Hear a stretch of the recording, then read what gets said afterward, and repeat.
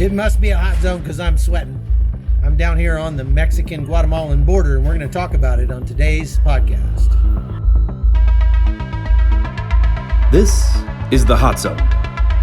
Engaging with the news in a whole new way, international war correspondent Chuck Holton brings insight into areas of crisis and lets you help those affected. Hey folks, I'm Chuck Holton. Thanks for being a part of the Hot Zone. I'm on the road again, and this time I'm in Ciudad Hidalgo, which is right on the Mexican-Guatemalan border. And I've just been down at the river watching people cross on rafts illegally across the river, but nobody really cares. Most of what's crossing now is not people. This is where the caravans were coming through, but what's crossing now is cargo. So I'm going to be in Guatemala this week, and we're going to be kind of moving around on the border between Guatemala and Mexico, taking a look at the kinds of, just issues that are facing this area. Actually, a lot of them are due to the policies that have been instituted by the Trump administration in the United States, because as they've instituted this Remain in Mexico policy, what we're seeing is that people are having to remain in Mexico. And a lot of the migrants that are coming through, especially those that come from other places around the globe, like Africa and the Middle East and Bangladesh and places like that, they don't want to remain in Mexico. That's not what they came for. And so since they don't want to remain in Mexico, they are really having a hard time with all the bureaucracy and everything that they have to deal with. Mexico is very, very good as a government at one thing, and that's bureaucracy. And so that's common in many Latin American countries. So I had to let that big semi go by, but what I was saying is that people who come here from countries other than Latin America are not happy about this new policy because they didn't come all the way across the globe to stay in Mexico. But many of them, I've been talking to dozens and dozens of migrants today. It's been very interesting because we're learning kind of how they're thinking and their plans for the future. And what I'm finding is that many of them are finally getting frustrated and saying, okay, fine, I'll stay in Mexico. If I have to stay in Mexico, that's what I'll do, as long as I can find some place to work. Because I've talked to one girl who's been here since she's been here since September and kind of stuck in a migrant camp, living off of whatever she can get from the United Nations or from churches or from relatives over in Cameroon, where she came from. And she really wanted to go to the United States. But now, after being here for months and months, and it looks like she's not going to be able to get to the U.S., she's like, you know what, I just want to go wherever I can go to get a job. And I did meet one real interesting guy from Honduras who spoke great English. Listen to what he had to say. The town of Tapachula on Mexico's southern border has always been kind of a waypoint for the caravans coming north to the United States.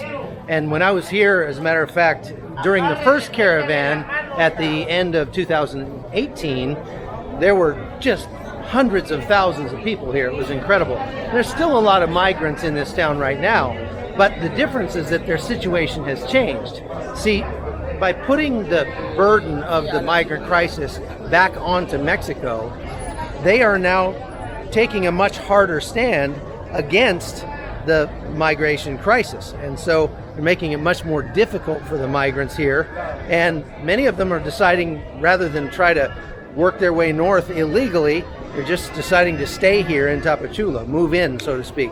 This 26-year-old Honduran was deported from the United States several years ago, but when he tried to return, he got stuck in Mexico. Well, pretty much, I was working in Honduras. I was a call center agent actually, and had a pretty good job, was paying well. And due to criminal organizations, I was, forced with my family to leave the country. Once we left the country, we had to come illegally because, one day after another, we just had to leave. Once we were here, we got stopped by immigration, and we were sent over here to this facility. And this facility basically We were in here for about 20 days until we decided to ask for an asylum. We've been here already 4 months. Within those 4 months, they really haven't, they don't give us any answers. They just have us doing this thing of signing. We're just signing every 2 weeks. Just to make sure you're still here. Yeah, we're still here. We've been stuck here. We were getting help from ACNUR, the United Nations, and our help is done. Our help was only 3 months. We haven't had any answers from the immigration. There's no way we could get work. There's no way that we could have like a work permit. So we're basically stuck with no money, no information whatsoever of what's going on with our paperwork, and we're just signing and waiting. I've come down here to Tapachula, Mexico to try to find out what the situation is on the border with the migrants and how they're being affected by the attempts by the Trump administration to make it a little more difficult for them to get into the United States. And what we're finding is that we've pushed a lot of the burden off onto Mexico, and Mexico is, on their part, pushing the burden onto these migrants by essentially killing them with paperwork. They're working really hard. They're very good at paperwork anyway. They're very good at bureaucracy, and that's what we're seeing a whole lot of here. So they have to get permits in order to get a permit kind of thing. And it's very difficult for those, but what the effect of that is that we're not seeing as many migrants coming through here. The last time I was here, this place was just absolutely slammed with people, and now we've got a couple dozen here waiting in line behind me, but that's really about it. So it is having a major deterrent effect, without a doubt, on the migrants coming up to the United States. It has stopped them. The Mexican policies are not as easy now. It's getting harder for them to have the visa for traveling through Mexico.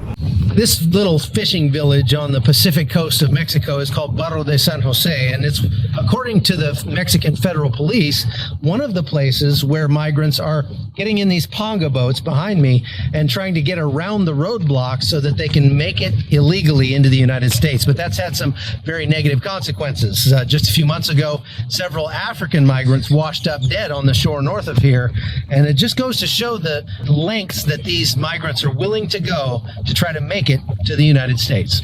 The answer to migration, there's no answer.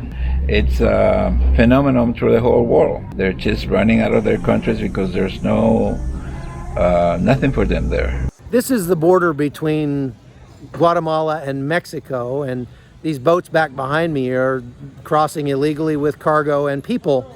And this is traditionally one of the ways that the caravans have made it across into Mexico. But we're not seeing a lot at the moment. However, there is word that there's another caravan forming in Honduras with the hope, I guess, that they'll be able to overwhelm the system and be able to break through and get to the United States. But whether or not they can put it together and whether or not they can make it remains to be seen. My idea is to go to Tijuana, and in Tijuana I'm gonna go ahead and try to make a living until Trump leaves the office. Once he leaves the office, hopefully everything is gonna go back to normal, or the situation is gonna get better for immigration laws, and we're gonna go ahead and try to get up there. As you can tell, they had to, kind of obscure his face and everything. He didn't want us to show his face. He says that he's under tremendous threat of death if he goes back to Honduras, because the gangs didn't like the fact that he was becoming successful with his mother and working and making money and building a house. The gangs wanted his house, and so they basically told him, you can leave and give us your house or you can die. And so he left.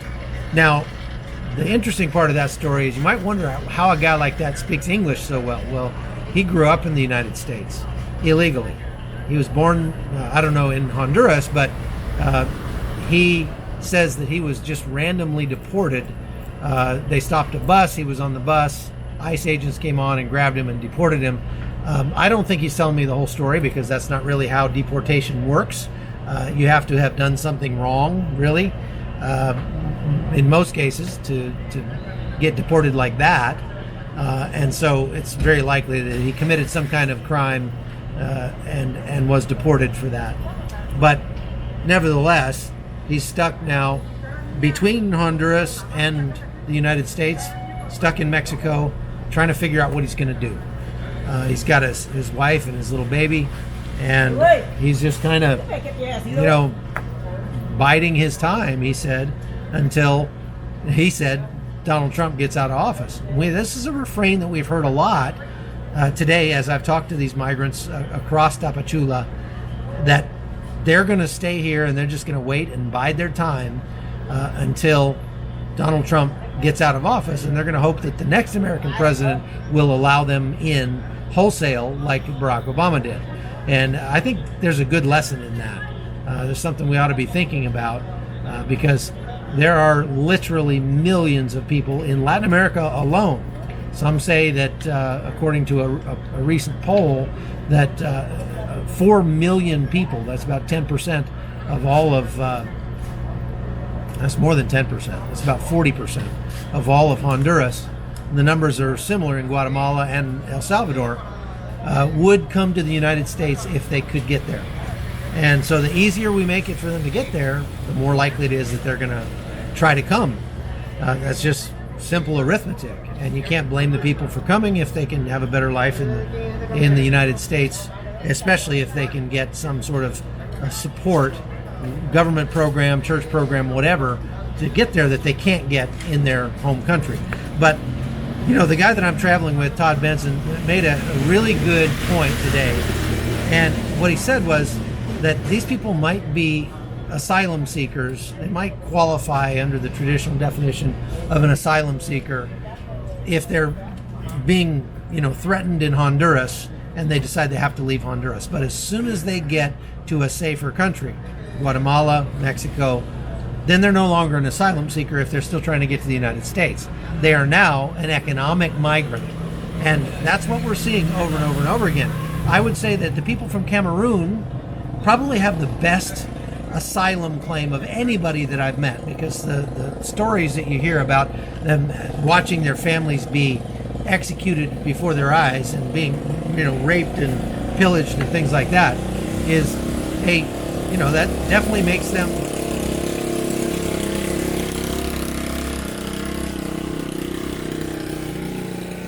that was a gigantic motorcycle full of sugar.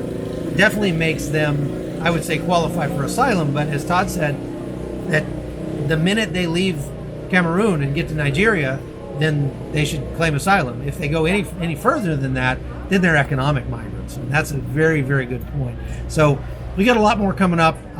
Keep watching and come back again. I'm going to try to post every day this week while we're here. So it's just going to depend on my bandwidth and everything. Thanks for supporting the podcast. A lot of you have been sending money. We're going to try to find people to give that money to. We've already found several people today that definitely could have used it. So stay tuned. I'm Chuck Holton, and this is The Hot Zone. The Hot Zone is produced by Amy Holton and Livefire Media. Copyright 2019.